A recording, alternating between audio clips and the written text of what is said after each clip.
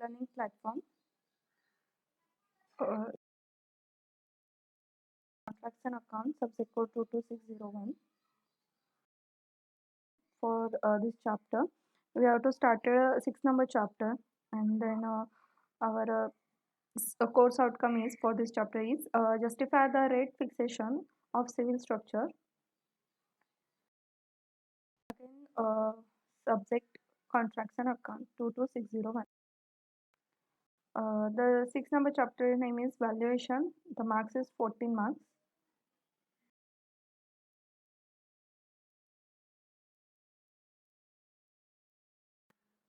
For this chapter, what is meant by valuation?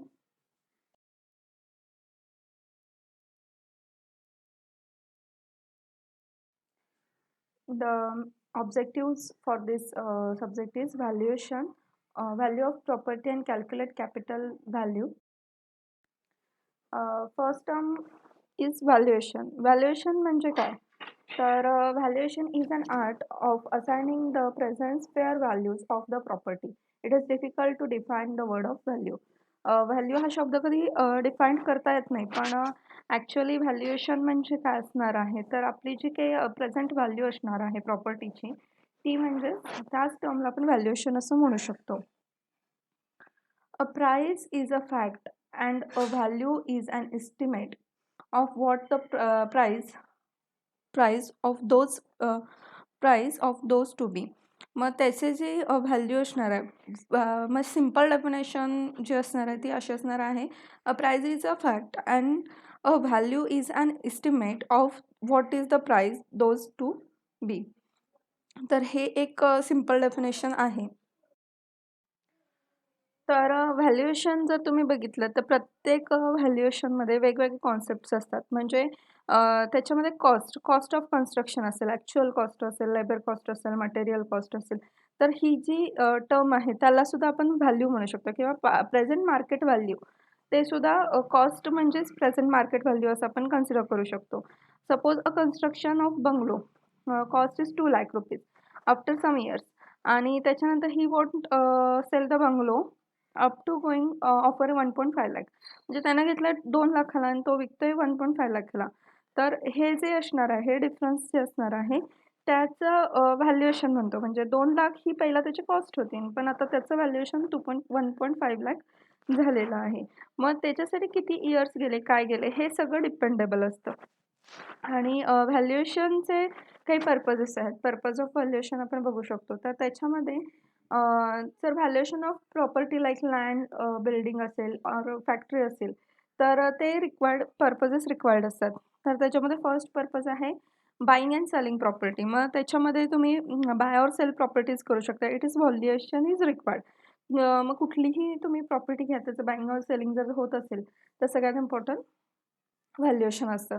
त्याच्यानंतर taxation हा पण टॅक्स शेड्यूल्ड असतो. म्हणजे valuation of property becomes essential because government tax जे असतात सच ॲज प्रॉपर्टी टॅक्स वगैरे जे असतात किंवा कॅपिटल गेन टॅक्स असतात, गिफ्ट टॅक्स असतात, हे सगळे टॅक्सेस रिक्वायर्ड असतात आणि ते व्हॅल्युएशनचे मेन प्रॉपर्टीज असतात. त्यानंतर नेक्स्ट आहे रेंट फिक्सेशन. रेंट फिक्सेशन म्हणजे काय, जर आपण कुठलाही रेंट फिक्स करत असू, म्हणजे जेव्हा आपली प्रोबेबल अमाऊंट असते, आपल्याला रेंटची प्रोबेबल अमाऊंट जर आपल्याला मिळत असेल, तर त्याच्यासाठी आपण काय करणार, व्हॅल्युएशन करणार आहे. मग ते जे रेंट फिक्सेशन असतं ते सर्टन पर्सेंटेज असतं ॲज पर व्हॅल्युएशन अमाऊंटचं असतं. म्हणजे ते 6 to 10% इन बिटवीन असू शकतं. त्याच्यानंतर security of loan or mortgage. तर लोन वगैरे जर घ्यायचं असेल तर व्हॅल्युएशन आपल्याला करावंच लागतं. त्याच्यानंतर नेक्स्ट आहे कंपल्सरी ॲडिक्वेशन. म्हणजे काय, गव्हर्नमेंटचे जर काही लँड्स वगैरे असतील किंवा प्रॉपर्टी पब्लिकच्या प्रॉपर्टीज वगैरे असतील तर त्याचं एक सुटेबल अमाऊंट आपल्याला पेड करावी लागते. त्यानंतर स्पेच्युएशन आहे. त्यानंतर for calculation of betterment charges. त्याच्यानंतर इन्शुरन्स आहे. त्यानंतर नेक्स्ट आहे परचेस फॉर इन्व्हेस्टमेंट ऑर ऑक्युपेशन्स. त्याच्यानंतर तर हे सगळे जे आहेत किंवा कोर्ट फीज वगैरे असतील वगैरे, तर हे सगळे आहेत पर्पजेस. रिइन्वेस्टमेंट असेल किंवा स्पेक्युलेशन असेल किंवा कोर्ट फीज वगैरे असतील किंवा इन्शुरन्स वगैरे असतील, तर हे सगळे आहेत. म्हणजे थोडक्यात सांगायचं म्हणजे गव्हर्नमेंट ॲज वेल एज आवर प्रॉपर्टीज ज्या असणार आहेत, गव्हर्नमेंटच्या अंडर आपण हे करू शकतो, व्हॅल्युएशन करू शकतो किंवा काहीतरी हे असतात म्हणजे बेसिक जे काही लॉज वगैरे असतात, ते सुद्धा आपल्याला वापरायचं असतात. मग त्याच्यानंतर नेक्स्ट पॉइंट बघा. त्याच्यानंतर नेक्स्ट पॉइंट आहे role of valuer. Valuer is a professional who carry out the inspection in order to help determine the current market value of property and land. तर मार्केट व्हॅल्यू जी असणार आहे currently ती find out करण्यासाठी जो काही proper असा professional माणूस असतो त्याला व्हॅल्युअर म्हणतो. जसं आपण जसं सिव्हिल इंजिनियर झाल्यानंतर आपण जसं कॉन्ट्रॅक्टर होऊ शकतो, तसं व्हॅल्युअर सुद्धा होऊ शकतो. फक्त थोडेफार त्याच्यासाठी आपल्याला एफर्ट्स घ्यावे लागतात. आणि व्हॅल्युअरचं प्रोफेशनल स्किल जे असतं ते वेगवेगळ्या प्रॉपर्टीनुसार वेगवेगळं असतं. आणि त्याची जी समरी जर आपण केली तर valuer valuer conduct valuation of residential, commercial, business, industrial, agricultural properties. मग प्रत्येक ह्याच्यानुसार व्हॅल्युअर वेगवेगळा असतो. म्हणजे त्याचं स्किल वेगवेगळं असतं. मग त्याचं पर्चेसिंग असेल, सेलिंग असेल, लेटरिंग असेल, मॉर्टगेज व्हॅल्यूज असतील, ते सगळं असतं. ते त्याच्यावर डिपेंड असतं. नेक्स्ट बघा. Roles and functions of valuer. मग त्याच्यामध्ये रोल्समध्ये काय असणार आहे, तर valuer has to be fully convenient with process and machinery and equipments. Valuer has to personal visit the site and carry out the survey. Valuer has to take necessary photographs with date and selfie photos of valuer at site of work and presence. त्याच्यानंतर next आहे valuer give value of the property at which it can be sold in market.